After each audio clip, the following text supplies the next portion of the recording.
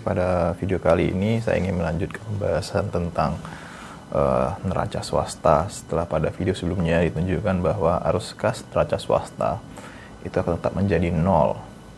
Jadi pendapatan dikurangi dengan biaya-biaya termasuk biaya belanja modal, itu hasilnya akan tetap nol jika dalam ekonomi suatu negara tersebut hanya terdapat swasta. Artinya agregat daripada pendapatan dan biaya dari semua perusahaan dan juga individu-individu di dalam negara tersebut yang hanya ada swasta. Agregat pendapatan dikurangi dengan agregat biaya, hasilnya akan tetap menjadi nol. Nah, kali ini saya akan membahas bagaimana dengan neraca swasta, bagaimana dengan keuntungan daripada sektor swasta dengan memfaktorkan adanya neraca pemerintah, adanya pendapatan pemerintah, adanya belanja pemerintah. Nah, berikut dicontohkan ada neraca swasta, katakan seperti ini. Total agregat pendapatan ada 170, biaya ada 170, jadi arus kas nol. Ada pihak A, B, dan C. Kemudian diasumsikan A membayar pajak 10% dari pendapatan, B begitu juga membayar pajak 10% dari pendapatan. Jadi pendapatan A ada 100, sementara C, sini C, maaf salah, sementara C itu membayar pajak sebesar 100 dari pendapatan. Sementara itu pemerintah membelanjakan 17 ke B, sehingga neraca pendapatan pemerintah pendapatannya 17, sementara itu dari mana 17 itu dari 10% dikali 100 itu 10, dan 10% dikali 70 itu 7, jadi 17 pendapatannya. Terus kemudian biayanya dibelanjakan ke B sebesar 17, sehingga neraca sektor swasta setelah adanya pembayaran pajak dan juga pemerintah berbelanja, maka neraca sebagai berikut. Pendapatan A 100, tetapi biayanya menjadi 80 dari sebelumnya 70 karena dia membayar pajak sebesar 10. Terus B itu mendapatkan pendapatan 17 dari hasil belanja pemerintah. Sementara C pendapatannya 70, sementara itu biayanya muncul sebesar 7 akibat dia membayar pajak sebesar 10% dari 70. Sehingga total agregat pendapatan itu menjadi 187, dan juga agregat daripada biaya yaitu juga 187.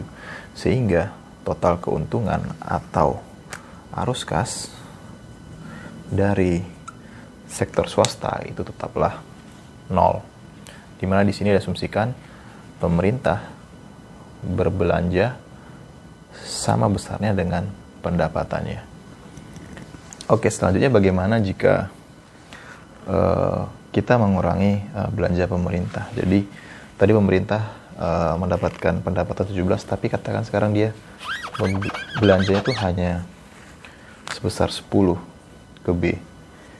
Jadi di sini berubah menjadi belanjanya 10. Belanjanya sebesar 10, sehingga di sini surplus 7. Yang B awalnya pendapatannya 17 karena pemerintah cuma belanja 10 ke B, sini menjadi 10 karena dia belanja 10. Nah, di sini total agregat pendapatan itu juga turun menjadi 180, sehingga arus kas menjadi minus 7. Arus kas daripada swasta itu defisit 7 karena pemerintah surplus sebesar 7, sehingga surplus di pihak pemerintah mengakibatkan defisit di pihak swasta. Nah, sebaliknya, jika kita ubah, pemerintah belanjanya lebih besar dibandingkan dengan pendapatannya. Jadi katakan di sini pemerintah belanjanya menjadi sebesar katakanlah 20. kan? Jadi belanjanya 20, di sini defisit 3. Bagaimana pemerintah membiayai belanjanya sebesar 20 ini? Katakanlah 3-nya dia menerbitkan surat berharga. Katakanlah sederhananya surat berharga yang dibeli langsung oleh bank sentral dengan mencetak uang. Jadi ada tambahan 3. Nah, di sini menjadi defisit 3 neracanya pemerintah. Kemudian dia belanja 20 ke B, ini menjadikan pendapatan B menjadi sebesar 20, sehingga total pendapatan sekarang menjadi sebesar 190, dan di sektor swasta menjadi surplus 3. Jadi defisit di sektor pemerintah itu mengakibatkan surplus di sektor swasta. Nah, ini perlakuan untuk ekonomi dua sektor. Nanti pada video selanjutnya kita akan masukkan ekonomi pada 3 sektor, yaitu ada swasta, ada pemerintah, kemudian ada eksternal atau transaksi antara suatu negara dengan luar negeri.